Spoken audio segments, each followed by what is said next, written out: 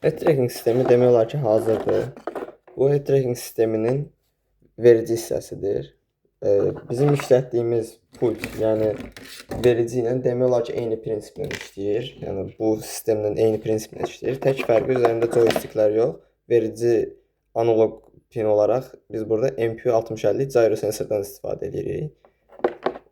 Joysticklərin verdiyi analoq məlumatın eynisini buradan bu siqnal təmin edən vasitəsilə təmin edib, sonra NRF24 modulu ilə digər alıcıya göndəririk. Alıcının üzərində də 3 ədəd servo idarələmə pini var.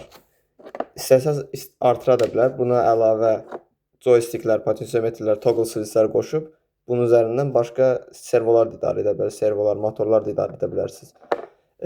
Dövrə olaraq tamamilə bitmişdir. Yəni elektronik bitib artıq.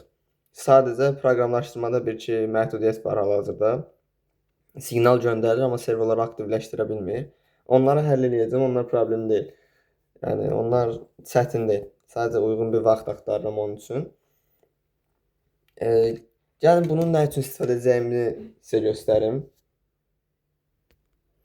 Bu FPV kameranın altında olacaq 2 ədəd servo vasitəsilə bu VR headset, yəni bildiyimiz FPV goggle hansı tərəfə hərəkət edərsə, buradan gələn məlumatlar sayəsində bu headset də o tərəfə doğru hərəkət edəcək və 360 dərəcəyə yaxın bir görüş bucağımız olmuş olacaq.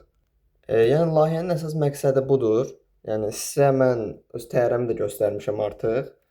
Yəni bunlardan istifadə edərək təyyarəmizi mükəmməlləşdirməyə çalışırıq. Düzdür, mükəmməl olmayacaq. İndidən bir neçə problem var. Həll eləyə bildiyim qədərini həll eləyəcəm, eləyə bilmədiyim qədərini də artıq yeni layihələrimdə həll eləməyə çalışacağam. Hələlik bu qədər. Yeni videoları gözləyin. Yenilik olduqca da mən atacağam. Sizdən də xahişim dəstək olmanızdır.